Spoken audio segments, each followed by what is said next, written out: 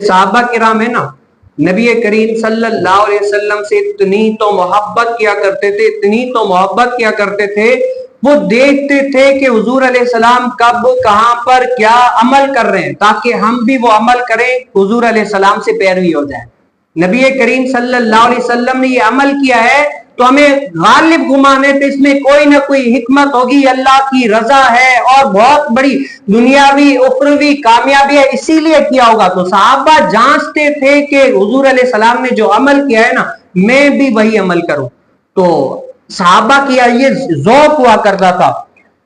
اب نبی کریم صلی اللہ علیہ وسلم نے فتح مکہ کے بعد کعبے کے اندر چلے گئے، تو جب صحابہ کو پتا چلا کہ نبی کریم صلی اللہ علیہ وسلم کعبے کے اندر گئے ہیں نا، تو وہ حضرت سیدنا ابن عمر رضی اللہ تعالیٰ عنہ جب حضور علیہ السلام کا پتا چلا کہ کعبے کے اندر گئے، وہ بھی آ گئے۔ تو حضور علیہ السلام پہلے گئے تھے، کعبے سے اندر ہو کر باہر تشریف لے کر آ گئے تھے۔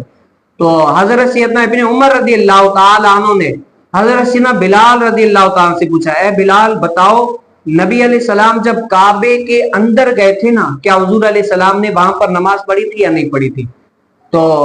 حضرت سیدنا بلال رضی اللہ تعالیٰ عنہ نے عرض کی کہ ہاں ابن عمر، حضور علیہ السلام نے کعبے کے اندر سیدھی جانب میں، یعنی یہ فلاں فلاں جگہ ہے، وہاں پر نماز پڑھی تھی۔ اور پھر کیا کہ اس کے بعد کہاں پر پڑھی؟ تو حضرت سیدنا بلال رضی اللہ تعالیٰ عنہ نے عرض کیا کہ جب نبی کریم صلی اللہ علیہ وسلم نے یہاں سے نماز پڑھ کے باہر نکلے نا، پھر کعبے کے سامنے 2 رکعت نماز پڑھی۔ آج بھی جو کعبہ یا حج کے لیے یا عمرے کے لیے جاتے ہیں، اس جگہ کا اہتمام کرتے ہیں کہ ہم بھی حضور علیہ السلام، کیا پتا میں اسی جگہ پر نماز پڑھوں جہاں پر نبی علیہ السلام نے پڑھی ہو۔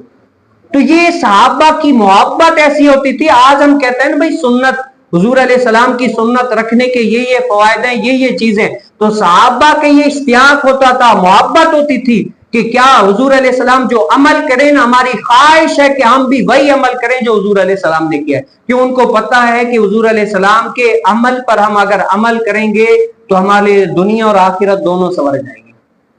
یہ صحابہ کا اشتیاق ہوتا تھا۔ آج جیسے میں اور آپ کہتے ہیں بھائی داڑھی مبارک رکھنا سنت ہے، اور اس کے علاوہ اور بھی کھانے کی سنت، پینے کی سنت، اسی طریقے سے دنیاوی معاملات میں ہر اعتبار سے حضور علیہ السلام کی سیرت اور حضور علیہ السلام کی ذات اسوہ حسنہ ہے کہ حضور علیہ السلام کے عمل پر جو کیا اس پر عمل کرے گا تو دنیا آخرت میں کامیاب ہو جاتا ہے اور بہت ساری برائیوں سے بچ جاتا ہے۔ لیکن یہ خوش نصیب ایسے ہوتے ہیں جن کو سنت پر عمل پیرا ہونے کی توفیق ملتی ہے۔ اللہ تعالیٰ مجھے اور آپ کو بھی نبی کریم صلی اللہ علیہ وسلم کی سنت کا عامل بنائے اور نبی کریم صلی اللہ علیہ وسلم کی سنت پر عمل پیرا ہونے کی توفیق نصیب فرمائے۔